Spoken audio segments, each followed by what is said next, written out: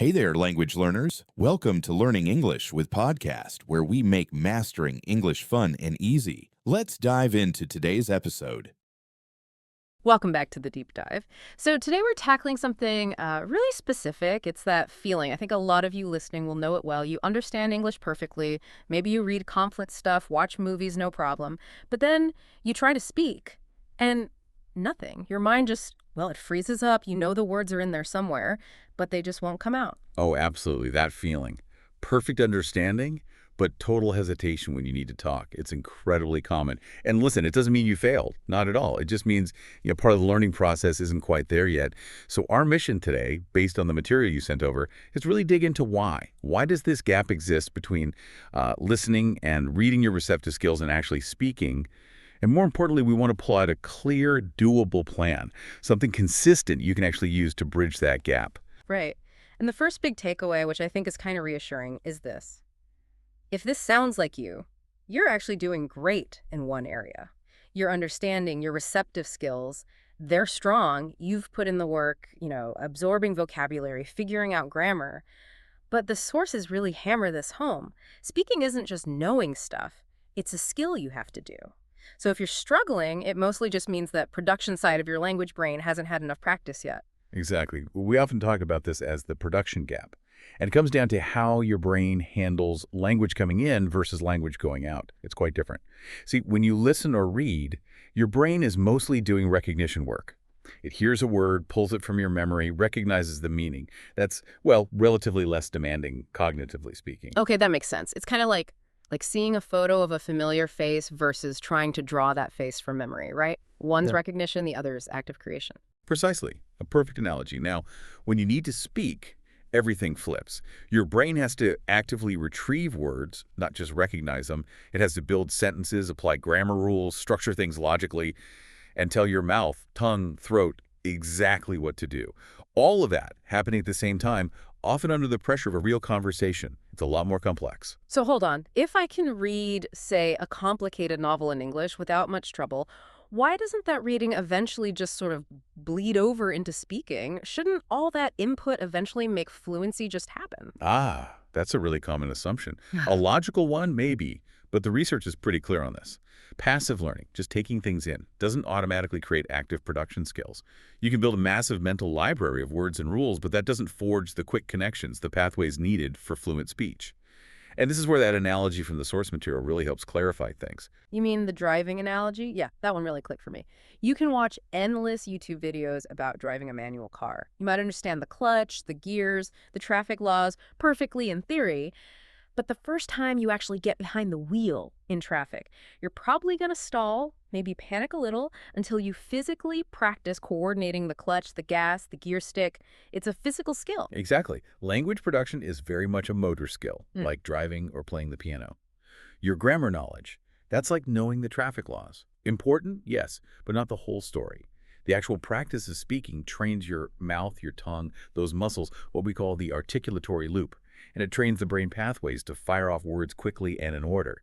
So fluency, real conversational ability, it's built by actually producing language, forcing yourself to speak, even when it feels awkward at first, not just by consuming more. Okay, so that covers the mechanics, the need for physical practice. Makes sense. But we both know there's more to it, right? The production gap isn't just about rusty mechanics. It feels emotional. When you ask learners why they hesitate, it's often not, I don't know the word. It's more like, I'm afraid I'll sound silly or I'll make mistakes. Yes, and that brings us squarely to the second huge factor here, the psychological hurdle, fear.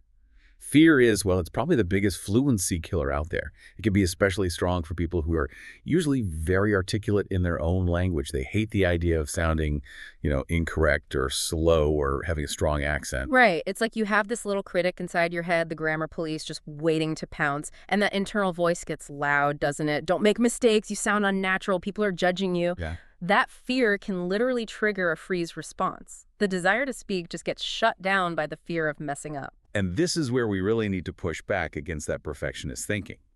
The sources are quite strong on this point, aiming for perfect English. It's not just unrealistic, it actually gets in the way of the real goal, which is communication. Think about it. Native speakers make mistakes all the time. We stumble, we correct ourselves, we use filler words like be, Mistakes aren't failures. They're just data. Feedback showing you where to improve. They are part of learning. So it's about shifting the goalposts, isn't it? Really emphasizing this. Stop aiming for this impossible ideal of linguistic perfection. That's super stressful. Instead, focus laser-like on just getting your message across. Successful communication. Did the other person understand you? Great, you won. That should be the only measure, especially when you're starting out. But what about those learners where the fear is really deep-seated? Maybe from years of being corrected in school, that kind of thing. Sometimes just saying practice low stakes isn't quite enough to break through that ingrained hesitation. Do the sources offer anything for that deeper resistance? They do, and it hinges on a really crucial mindset shift, something you have to consciously realize. You simply cannot wait until you feel confident to start speaking. It doesn't work that way. It's like waiting to be rich before you start saving. The truth, the core insight here is, confidence doesn't come before speaking. Confidence is the result of speaking. Every time you manage to say something, even if it's simple, even if it's imperfect, it's proof. Proof to your brain that you can do it. And that small success makes you slightly less afraid the next time. It's a positive feedback loop, a confidence cycle, but you have to be the one to kickstart it. That's absolutely key. You have to intentionally, deliberately kind of numb that fear response by just doing the thing you're afraid of speaking, but maybe in safer ways first. Okay, so if the answer is consistent practice producing language, we need to get really practical now. We can't just say, go practice. What does that actually look like? You can't expect someone terrified of speaking to jump into, I don't know, debating politics right away. Exactly. And the action plan we can pull from the sources is great because it's all about starting small, really small, and being incredibly consistent. The aim is to build a daily speaking habit, even if it's super short, even if it's just you talking to yourself. Right. Let's talk about creating that low-pressure practice zone first. Forget finding a language partner right now, maybe. Let's start with what the research calls the 1-minute challenge. It's simple, brilliant, really. Just commit to speaking English out loud for 1 single minute, every single day. No excuses. Yeah, and let's list some specific things you can do in that minute because the how really matters here. The material suggests some fantastic ways to turn passive listening or thinking into active speaking. Okay, first one. Just narrate your life out loud. Instead of thinking, okay, I need coffee, actually say it in English. Okay, I need some coffee. Talk to your plants. Describe your breakfast out loud. I'm having toast and some juice. Tell your cat about your plans for the day. The goal isn't perfect grammar here. It's just flow. Getting simple sentences out without overthinking or translating in your head. Another really good one. Super low stakes. Read English text out loud. A news article. A page from a book. Anything. You don't even have to fully understand every word. The point is exercising your mouth muscles.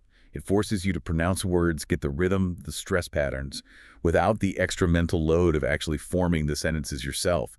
It builds that physical coordination. And then there's the technique that really seems to bridge listening and speaking directly, shadowing. For anyone listening who hasn't tried this, shadowing means you listen to some English audio, maybe this deep dive, a movie clip, whatever, and you try to repeat what you hear as you hear it, almost talking along with the speaker, mimicking their pronunciation, their rhythm, their speed in real time. Yeah, let's maybe drill down on shadowing for a second, because it's incredibly powerful. The sources explain why. When you shadow, you're essentially bypassing that part of your brain that wants to translate everything first. You're forced to focus on the sounds, the melody of the language, the intonation, the stress, the rhythm. We call that prosody. And that's huge for sounding natural and speaking faster. You're linking what you hear directly to what you say, training your brain and mouth to work together at native-like speed, rather than translating word by painful word in your head. That really captures the difference, doesn't it? Learning language as chunks, as flows, not just individual Lego bricks. And the sources really stress this. Consistency is everything with these practices. Doing 5 minutes every single day is way, way more effective for building that speaking muscle than, say, one big 2-hour cram session every few weeks. Absolutely. Consistency trumps intensity here. And then, okay, for those ready to level up a bit, the sources suggest adding a feedback loop. Use your phone. Record yourself speaking, even just during that 1-minute practice. Then, and this might feel a bit weird at first, listen back to it. It sounds simple, but hearing yourself allows you to objectively notice where you're clear, where you hesitate, how your intonation sounds. And crucially, you'll start to hear improvement over time.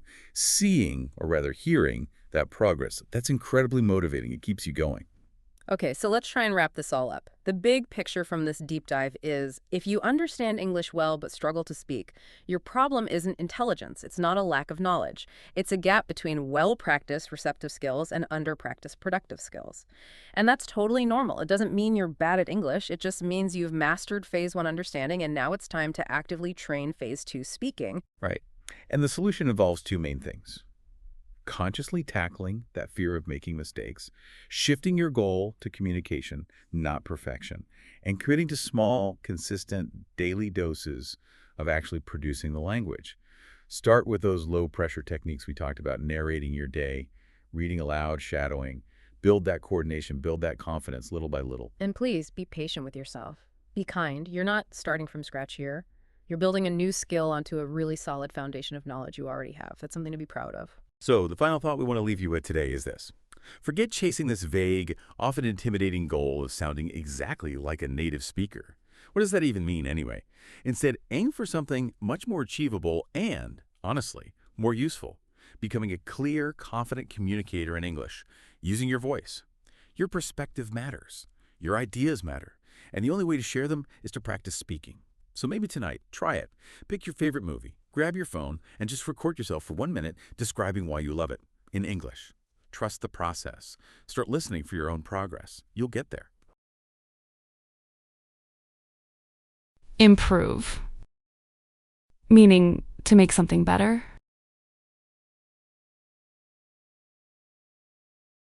I practice English every day to improve my speaking skills. Drinking more water can improve your health.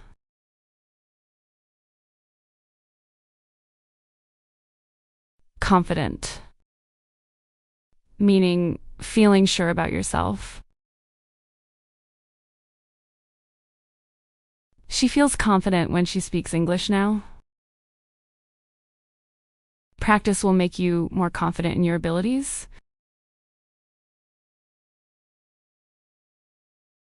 Situation. Meaning a set of conditions. What is happening? In this situation, it's better to stay calm. Every situation teaches us something new.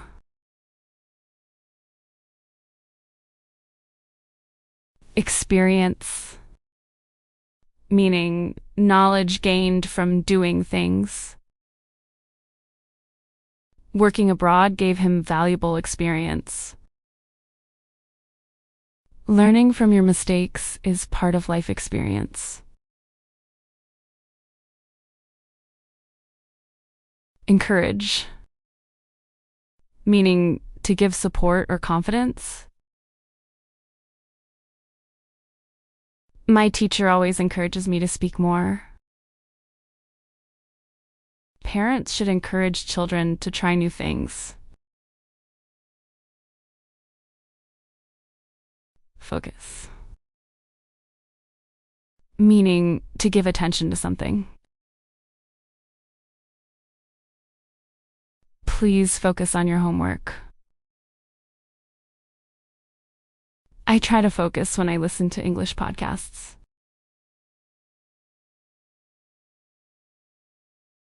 Opportunity. Meaning a chance to do something. Learning English gives you more job opportunities. I took the opportunity to travel and learn new cultures.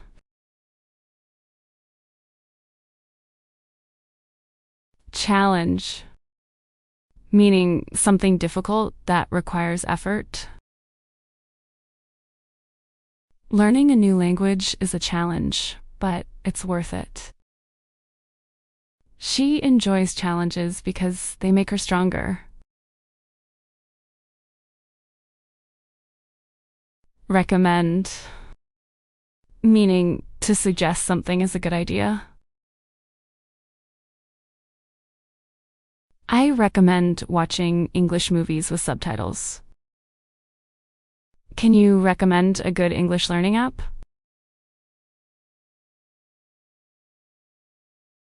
Benefit. Meaning an advantage or good result. Exercising every day has many benefits. Reading books benefits your vocabulary.